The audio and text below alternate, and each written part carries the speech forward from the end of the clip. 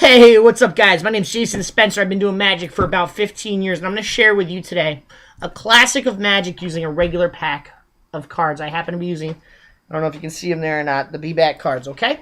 Now, I saw this performed by David Copperfield, and it really impressed me. I was at a show back when I was about 10 years old or so at the Palace Theater in Waterbury, and he performed this trick as an interlude in his show. It's a card trick. He called it Grandpa's Aces at the time. He said his grandfather showed it to me. Had a touching story behind it, all that. You know, a patter that goes along with magicians, just to spice up the trick, make it their own. You know, and I tell you, he does a snowstorm at the end of his show. Same pattern every magician does. You know, you watch one snowstorm and they all steal the same, you know, about a sick kid, never saw the snow, make it snow, make it snow, make it snow. So these patterns are all, you know, it's all a bunch of BS, okay? So what I'm going to talk to you guys today about as I do the 4-ace trick is I'm going to talk about a principle called misdirection. Bear with me while I angle my camera down. Now, of course, as with any 4-ace assembly, we use the 4 aces, and I've already taken them and set them out of the deck to speed the purpose of the principle of the trick along. Now, with an ace assembly, of course, you're going to need 3 indifferent cards. Now, these 3 indifferent cards go on top of each ace. They can be any cards. Just going to, for the sake of purposes, just grab the top 3 cards on each pile. Now, here's where I differ a little from other magicians. Most magicians would just take 3 aces.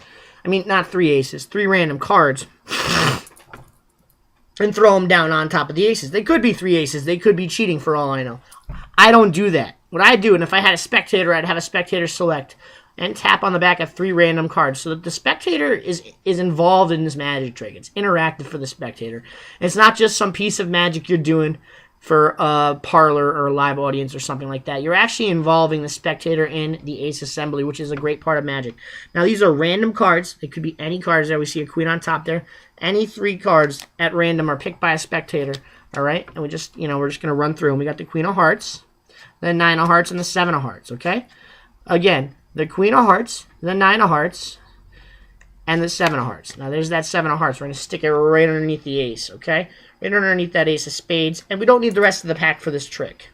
Now, what we're going to do here is we're going to take these 3 indifferent cards, the 3 diamonds on the bottom there, okay? Now, what we're going to do is we're going to, without misdirection, I'm going to try. If I use misdirection, I will apologize. I'm going to try and do it without misdirection. We're going to take this ace of clubs here, okay? Ace of clubs is going to go fairly into the center of the packet. And what we're going to do is what I like to call in the business a magic move. Now, here's the magic move. It's very simple. Anybody can do this magic move. And if you do this at home, I promise you, aces will jump all over the place. They'll start doing somersaults, all that good stuff. Now, of course, we have 1, 2, 3, 4 cards. Now, did you actually see the magic happen? Because that ace has vanished. Now, I did say I wasn't going to use misdirection, and I apologize because I did use a little bit of misdirection there.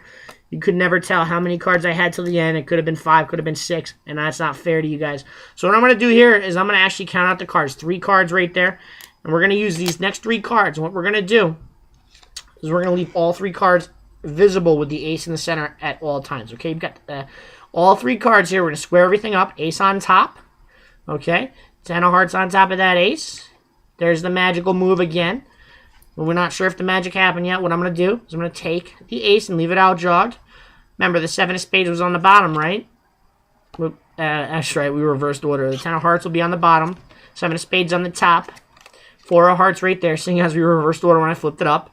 And that ace, the last card right there, actually magically changes into the 6 of spades.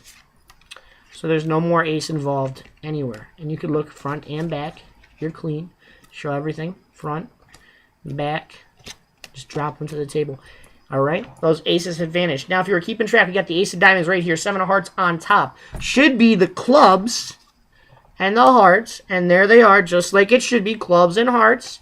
Over underneath the 7 of hearts. Again, we've got the hearts and we've got the clubs. We'll just lay them right down there. Now, at this point, again, if I had a spectator, what I'd do is I'd have the spectator hold this packet of cards sandwiched between their hands like this so I can't get at them. Since I don't have a spectator here, what I'm going to do is I'm going to turn everything face down and leave that ace of spades face up for you, okay? So we already know the ace of spades is there, and we know that the clubs and hearts are there. So we're looking for one more card. Of course, that ace of diamonds, which hasn't gone yet. Now, this one, of course, we're going to make as visual as possible for you guys. I'm going to try and attempt to make this card vanish as visually as possible without, you know, any funny business, any sleight of hand, anything like that. We're going to take it and we're going to stick it on top. You turn to the side here so you can see everything that's going on. Take that ace of diamonds. There it is, right there.